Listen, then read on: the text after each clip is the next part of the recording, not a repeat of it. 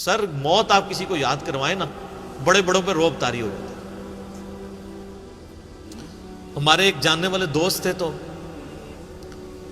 دعوت و تبلیغ کے کام میں یعنی جڑے ہوئے تھے، تو ان کو کچھ ایجنسیز کے لوگوں نے نا اٹھایا، وہ خام خواہ ایک شک کی بنیاد پر انٹرویو کرنا شروع کیا۔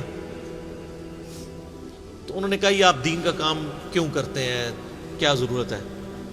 تو اب آپ کسی ایسے بندے سے یہ بات پوچھ رہے ہو جس کو یہ پتا ہو کہ میں نے مر کے اپنے رب کے حضور پیش ہونا ہے اور میرے نفع نقصان کا مالک اللہ ہے۔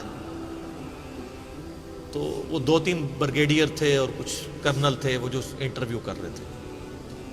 تو اس نے کہا سر مرنا ہے، آپ نے بھی مرنا ہے، میں نے بھی مرنا ہے، میں نے اللہ کو منہ دکھانا ہے، تو میں تیاری کر رہا ہوں، مرنا نہیں ہے۔ وہ کہتے سب کے چہرے فاق ہو۔ اصل میں ان لوگوں نے کبھی سوچا نہیں ہوتا کہ ہم نے مرنا ہے۔ جب ایک دفعہ کوئی یاد کروا دے نا، سر چھٹی کا دودھ یاد آ جاتا ہے۔ اس لیے موت کا راگ لاپنے کی ضرورت ہے۔ چوراہوں پہ کھڑے ہو کے، چھتوں پہ چڑھ کے ایک ہی بات کرنے کی ضرورت ہے کہ مرنا ہے۔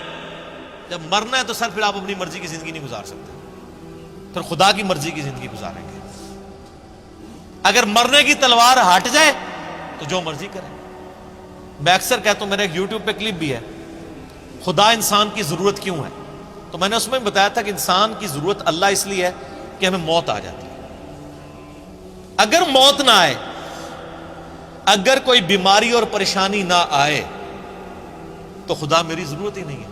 آپ ایک لمحے کے لیے امیجن کریں کہ آپ مریں بھی کوئی نہ اور آپ کو پریشانی بھی کوئی نہ آئے، تو سر یہاں ہم کیوں 100-150 لوگ بیٹھے ہوئے ہیں؟ کرو کر ہی جاؤ، پریشانی بھی کوئی نہیں، موت بھی کوئی نہیں، جو مرضی کرو۔ تو خدا آپ کی ضرورت ہی نہیں ہے، پھر کس نے نماز پڑھنی ہے؟ اگر کوئی شخص اس کو موت نہ آئے اور پریشانی کوئی نہ آئے تو سر خدا کیسے میری ضرورت ہے؟ میری ضرورت ہے ہی اس لیے ہے کہ میں نے مر جانا ہے، یہ تلوار لٹکی اللہ کے حضور پیش ہونا ہے۔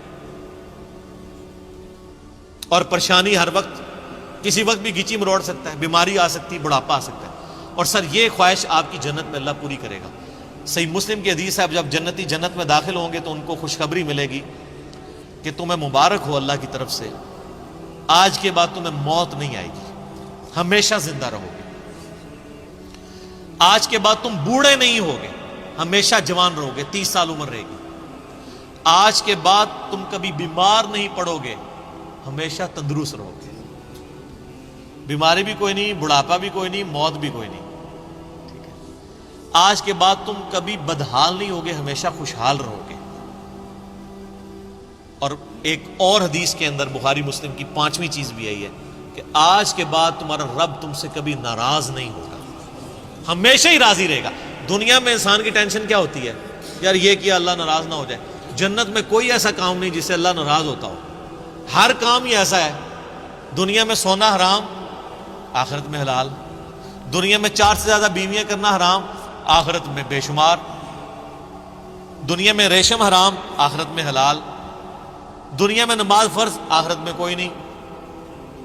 دنیا میں پخانے کی کمزوری، بخاری مسلم میں حدیث ہے، آخرت میں انسان کھائے گا ایک خوشبودار ڈکار آئے گی، ڈکار بھی خوشبودار، سب کچھ ہضم، کوئی پخانا نہیں۔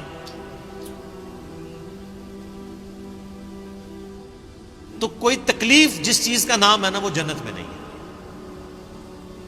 تو یہ اللہ تعالیٰ کی بڑی مہربانی ہے کہ اللہ تعالیٰ آپ کو بہت بڑا سٹیٹس دینے والا ہے۔ یہ اس کی مہربانی ہے کہ وہ تو خود اکیلا تھا، لیکن اس نے اپنی کوالٹیز میں جنت میں آپ کو بھی شریک کر لیا ہے۔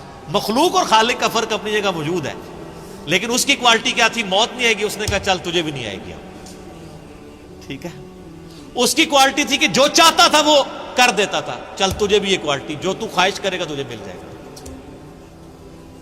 ٹھیک ہے؟